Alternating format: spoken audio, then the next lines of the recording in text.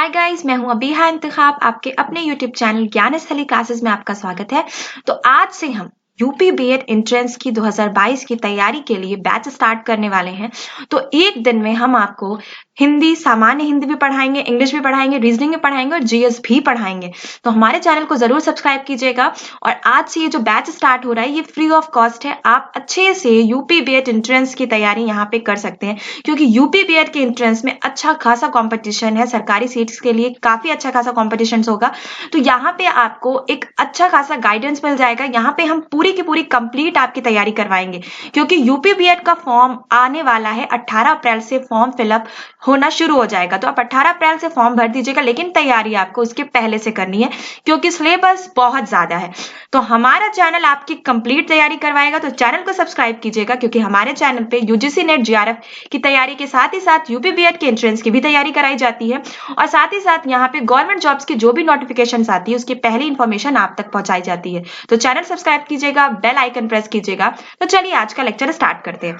आज का लेक्चर है हमारा संज्ञा किसे कहते हैं, संज्ञा के प्रकार क्या है, और साथ ही साथ संज्ञा के विशिष्ट रूप के बारे में हम यहाँ पे देखेंगे।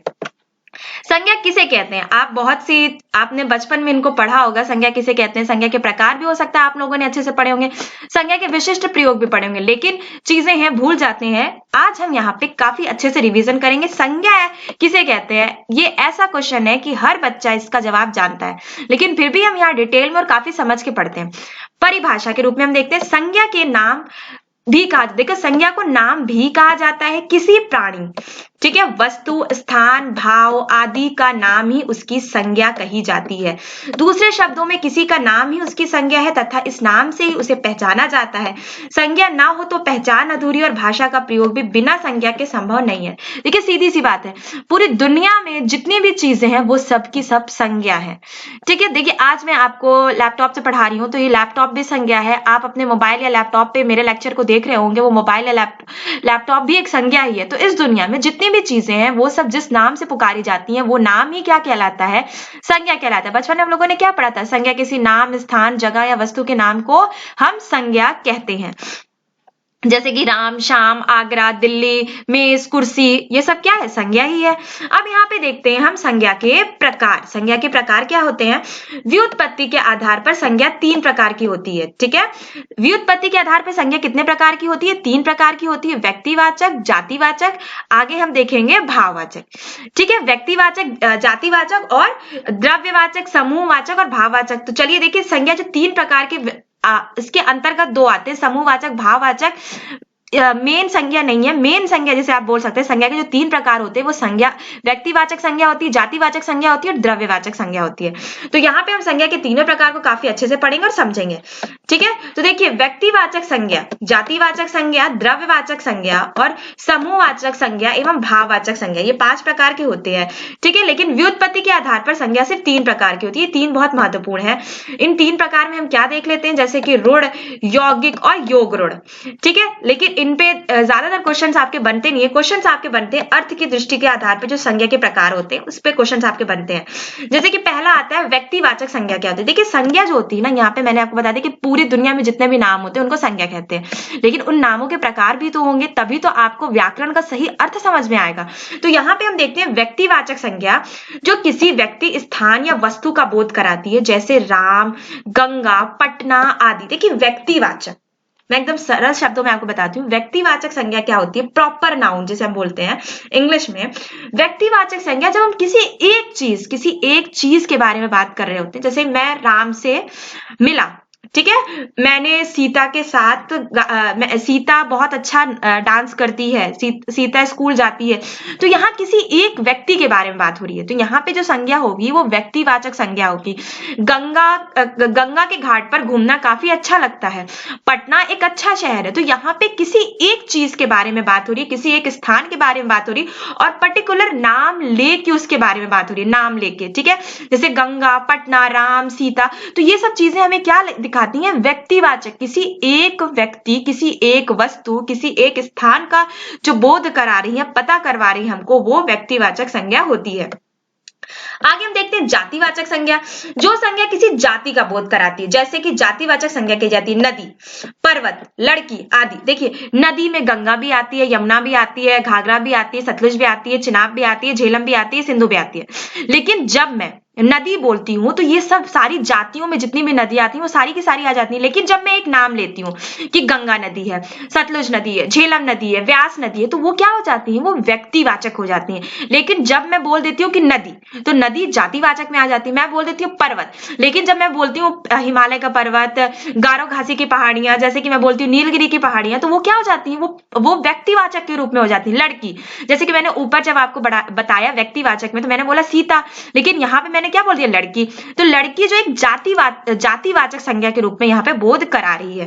देखिए यहाँ पे आपको क्या देखने को मिल रहा है नीचे, नदी जातिवाचक संज्ञा है क्योंकि यह सभी नदियों का बोध कराती है, किंतु गंगा एक विशेष नदी का नाम है, इसलिए गंगा व्यक्तिवाचक संज्ञा होती है। आगे चलिए देखते हैं द्रव्यवाचक संज्ञा क्या होती है।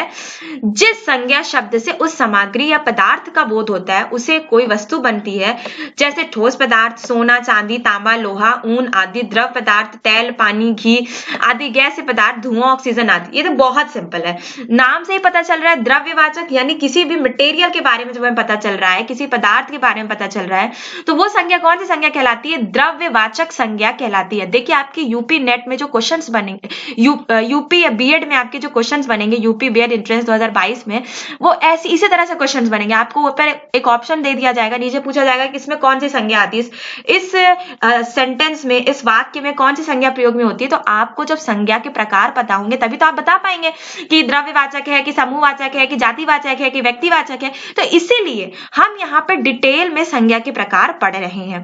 जैसे कि यहाँ पे मैंने देखा कि द्रव्यवाचक बिल्कुल सिंपल है, किसी भी पदार्थ के बारे में, चाहे वो ठोस हो, चाहे तरल पदार्थ हो, चाहे गैसीय पदार्थ हो, किसी भी इन तीनों पदार्थों में जो भी बात की जाएगी वो कौन सी संज्ञा कहलाएगी, द्रव्यवाचक संज्ञा कहलाएगी। ठीक है, जैसे कि तेल जमीन पर गिर गया, तो तेल क्या है, एक द्रव्य है, तो यानी कि यहाँ पे संज्ञा कौन सी लग रही है, द्रव्यवाचक संज्ञा लग रही है। आगे हम देखते हैं समूहवाचक संज्ञा।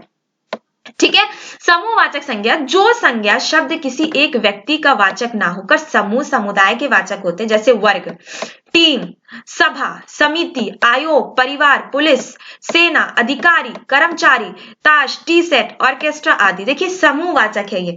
यहाँ पे जब मैं एक वर्ग की बात करती हूँ तो उस वर्ग में राम भी है, सीता भी है, लड़की भी है, लड़के भी हैं, तो वो समूहवाचक हो गया, क्योंकि ग्रुप है। ग्रुप एक, जैसे कि हम बोल दिया एक टीम, एक परिवार में लड़का भी रहते हैं, लड़की भी रहते हैं।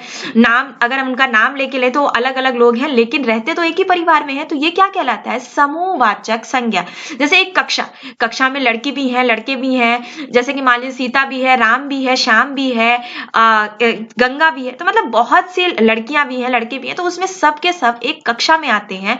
तो ये क्या है, समूहवाचक, कलेक्टिव नाउन। ठीक है, आगे हम देखते हैं भाववाचक संज्ञा, जो किसी भाव, गुण, दशा आदि का ज्ञान कराने के वाले शब्द में भाववाचक संज्ञा होती है, जैसे क्रोध, मिठास, यौवन, कलमा आदि। जैसे कि हमने बोल दिया बुढ़ापा, हमने बोल दिया जवानी, हमने बोल दिया बचपना, हमने बोल दिया क्रोध आ रहा है, बहुत खुशी का एहसास हो रहा है, बहुत ज्यादा करुणा का भाव आ रहा है, तो ये सब किसमें आएगा, भाववाचक संज्ञा में आता है। तो देखिए मैंने यहाँ पे आपको संज्ञा के प्रकार अच्छे से बता दिए, जो अर्थ की दृष्टि से हम संज्ञा के प्रकार देखते हैं। व्यक्तिवाचक संज्ञा क्या होती है, व्यक्तिवाचक संज्ञा वो होती है मैम जिसमें हम सीधे से किसी एक व्यक्ति के बारे में, किसी स्थान के बारे में, किसी वस्तु के बारे में बोध कराते हैं। जातिवाचक संज्ञा क्या होती है, जातिवाचक संज्ञा वो होती है जब हम किसी पूरी एक जाति का नाम लेते हैं, जैसे कि हमने नदी बोल दिया, पर्वत बोल दिया, लड़की बोल दिया। अब उसके अंतर्गत जैसे कि गंगा आती है, घाघरा आती है, सतलुज आती है, तो वो व्यक्तिवाचक में आएगी। ठीक है, अब मैंने जैसे द्रव्यवाचक संज्ञा क्या होती है, तो द्रव्यवाचक संज्ञा वो होती है जिसमें किसी भी मटेरियल, जैसे कि ठोस, द्रव्य, गैस के बारे में बात की जाती है। समूहवाचक वो होती है जिसमें पूरा का पूरा एक समूह होता है। भाववाचक जिसमें हम अपने भाव दिखाते हैं, क्रोध, खुशी, नाराजगी, ये जो भी चीजें हम अपने भाव उत्पन्न करते हैं वो कौन सी संज्ञा कहलाती है, भाववाचक संज्ञा कहलाती है। आगे हम देखते हैं, देखिए जिसमें दिक्कत होती है बच्चों को, संज्ञाओं के विशिष्ट रूप भी होते हैं जिसमें जातिवाचक और व्यक्तिवाचक संज्ञा बच्चे पहचान नहीं पाते, कई बार कंफ्यूजन हो जाती है, तो यहाँ पे हम उसको आपको क्लियर करते हैं। देखिए कभी कभी व्यक्तिवाचक संज्ञा का प्रयोग जातिवाचक संज्ञा के रूप में भी हो जाता है। देखिए व्यक्तिवाचक संज्ञा का प्रयोग जातिवाचक संज्ञा के रूप में कैसे हो जाता है, जैसे आज के युग में भी हरिश्चंद्र नहीं है, ठीक है, जैसे कि आज के युग में हरिश्चंद्र नहीं है, यहाँ हरिश्चंद्र किसी व्यक्ति का नाम ना होकर यनिष्ठ व्यक्तियों की जाति का बोध करा रहा है। देखिए यहाँ पे बहुत आराम से समझिएगा जो लाइन है कि आज के युग में कोई हरिश्चंद्र नहीं है। हरिश्चंद्र तो हमें पता है किसी एक व्यक्ति का नाम है, लेकिन यहाँ पे व्यक्तिवाचक संज्ञा को जातिवाचक संज्ञा में प्रयोग में कर दिया गया। हरिश्चंद्र उन लोगों के लिए प्रयोग में किया गया है जो सच बोलते हो, तो ऐसे लोग जो सच बोलते हैं उनकी जाति अलग है। सच बोलने वालों को यहाँ पे हरिश्चंद्र कहकर संबोधित किया गया। तो देखिए हरिश्चंद्र तो एक व्यक्तिवाचक संज्ञा, क्योंकि हरिश्चंद्र को तो हम जानते हैं कि हरिश्चंद्र कौन थे, तो हरिश्चंद्र यहाँ पे एक व्यक्तिवाचक संज्ञा, लेकिन यहाँ पे जातिवाचक संज्ञा के रूप में हरिश्चंद्र को प्रस्तुत किया जा रहा है कि आज के युग में कोई भी हरिश्चंद्र नहीं है, यानी कि कोई भी व्यक्ति सत्य बोलने वाला नहीं है। नीचे का हम उदाहरण क्या देखते हैं, देश को हानि जयचंदों से है, यहाँ जयचंद किसी व्यक्ति का नाम ना होकर विश्वासघाती व्यक्तियों की जाति का बोध करा। देखिए जयचंद कोई एक व्यक्ति था, इतिहास में हम पढ़ते हैं ना जयचंद की गद्दारी, तो जयचंद कोई एक व्यक्ति था, तो यहाँ पे हमें क्या देखने को मिलता है कि व्यक्तिवाचक संज्ञा जयचंद हो गई, लेकिन यहाँ पे व्यक्तिवाचक संज्ञा का जातिवाचक संज्ञा के रूप में परिवर्तित किया गया है। यहाँ पे जयचंद के रूप में उन व्यक्तियों को सम्मिलित किया गया है जो विश्वासघाती हैं, तो इनकी पूरी एक जाति हो गई। रामचरितमानस हिंदुओं की बाइबल है, ठीक है, हिंदुओं की क्या है, बाइबल है। रामचरितमानस तो एक किताब है ना, जिसे आप व्यक्तिवाचक के रूप में देख सकते हैं, लेकिन हिंदुओं की बाइबल है, यानी कि एक बाइबल, कुरान, ये सब क्या होती है, एक हॉली बुक्स होती हैं जिसमें आपको धार्मिक किताबें होती हैं। तो यहाँ पे वो एक जाति के रूप में हो गई कि रामचरितमानस कौन सी किताब है, एक धार्मिक पुस्तक है। आगे हम देखते हैं कि जातिवाचक संज्ञा का व्यक्तिवाचक संज्ञा के रूप में कैसे प्रयोग किया जाता है। देखिए यहाँ पे हमने क्या समझा कि व्यक्तिवाचक संज्ञा का जातिवाचक संज्ञा के रूप में कैसे प्रयोग किया जाता है। अब यहाँ पे हम क्या समझेंगे कि जातिवाचक संज्ञा का व्यक्तिवाचक संज्ञा के रूप में कैसे प्रयोग किया जा सकता है। कभी कभी जातिवाचक संज्ञा का प्रयोग व्यक्तिवाचक संज्ञा के रूप में भी होता है, जैसे कि गोस्वामी जी ने रामचरितमानस की रचना की। यहाँ गोस्वामी किसी जाति का नाम ना होकर व्यक्ति गोस्वामी तुलसीदास का बोधक है। देखिए गोस्वामी एक जाति है, ठीक है, बहुत से लोग अपने सरनेम में क्या लगाते हैं, गोस्वामी लगाते हैं, लेकिन यहाँ पे हमने क्या लिखा, गोस्वामी जी ने रामचरितमानस की रचना की। तो यहाँ पे गोस्वामी एक जाति है, लेकिन यहाँ पे जातिवाचक व्यक्तिवाचक के रूप में परिवर्तित किया गया कि गोस्वामी तुलसीदास। यहाँ पे गोस्वामी का कौन सा नाम लिया गया, गोस्वामी तुलसीदास का नाम यहाँ पे लिया गया। आगे नीचे हम देखते हैं, शुक्ल जी ने हिंदी साहित्य का इतिहास लिखा। देखिए शुक्ल एक जिसे आप बोल सकते हैं जाति है, शुक्ल लोग के जाति वाले होते हैं ना बहुत से लोग, लेकिन यहाँ पे शुक्ल जी ने हिंदी साहित्य का इतिहास लिखा। यहाँ पे कौन से शुक्ल जी की बात हो रही, आचार्य रामचंद्र शुक्ल की। तो जातिवाचक संज्ञा व्यक्तिवाचक संज्ञा के रूप में यहाँ पे परिवर्तित हो जाती है। आगे हम देखते हैं पंडित जी भारत के प्रथम प्रधानमंत्री। पंडित यहाँ पे एक जाति, बहुत से लोग पंडित हैं, लेकिन हमें समझ में आ गया कि यहाँ पे पंडित जी प्रथम प्रधानमंत्री तो कौन, पंडित जवाहरलाल नेहरू। तो यहाँ पे जातिवाचक को व्यक्तिवाचक में परिवर्तित किया गया है।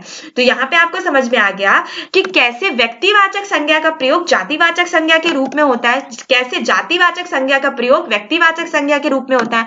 जैसे कि हमारे यहाँ एक बहुत मशहूर कहावत है कि हर के घर में एक विभीषण होता है, ठीक है, तो विभीषण तो एक व्यक्ति था, ठीक है, लेकिन यहाँ पे जब बोला जाता है कि हर के घर में एक विभीषण होता है, यानी कि भेद देने वाला व्यक्ति, तो भेद देने वाले व्यक्तियों की एक जाति बन गई और उसको किससे संबोधित किया गया, विभीषण के नाम से। तो यहाँ व्यक्तिवाचक जातिवाचक में परिवर्तित हो जाती है, ठीक है। आगे जैसे हमने देखा पंडित जी भारत के प्रथम प्रधानमंत्री थे, तो पंडित एक जाति है पंडितों की, लेकिन यहाँ पे जातिवाचक व्यक्तिवाचक के रूप में परिवर्तित है। तो यहाँ पे हमने संज्ञा के प्रकार देख लिए, संज्ञा किसे कहते हैं, संज्ञा पूरी दुनिया में जितने भी नाम होते हैं उन्हें हम क्या कहते हैं, संज्ञा कहते हैं। संज्ञा के प्रकार क्या होते हैं, यहाँ पे हम अर्थ की दृष्टि के आधार पर क्या देखे थे, 5 प्रकार के, व्यक्तिवाचक, जातिवाचक, जातिवाचक के बाद क्या देखते हैं कि द्रव्यवाचक, समूहवाचक, समूहवाचक के बाद हम क्या देखते हैं, भाववाचक। व्यक्तिवाचक वो होते हैं जिसमें किसी एक विशेष व्यक्ति, वस्तु, स्थान का बोध होता है। जातिवाचक जिसमें पूरी की पूरी जाति आ जाती है। द्रव्यवाचक जिसमें कि ठोस, द्रव्य, गैस, किसी भी पदार्थों के बारे में बात होती है। समूहवाचक क्या होता है? जिसमें पूरा का पूरा एक ग्रुप होता है। भाववाचक जब हम अपने भाव प्रकट करते हैं। तो यहाँ पे हमने अच्छे से समझ लिया। दिक्कत होती है व्यक्तिवाचक का जातिवाचक में बदलना, जातिवाचक का व्यक्तिवाचक में बदलना। तो आप शब्दों वाक्यों को देख के, सेंटेंस को देख के आप समझ सकते हैं अब कि कौन से व्यक्तिवाचक को जातिवाचक में बदला गया, जातिवाचक को व्यक्तिवाचक में बदला गया। तो मैंने यहाँ पे संज्ञा के प्रकार, संज्ञा किसे कहते हैं, और जो एक विशिष्ट रूप में हम देखते हैं कि कैसे व्यक्तिवाचक जातिवाचक में परिवर्तित होती है, जातिवाचक व्यक्तिवाचक में परिवर्तित होती है, यहाँ पे हमने पूरा डिटेल में आज समझ लिया। तो आज का सामान्य हिंदी का लेक्चर बस इतना ही। कल मैं आपको सर्वनाम पढ़ाऊंगी। तो आज का वीडियो देखने के लिए थैंक यू।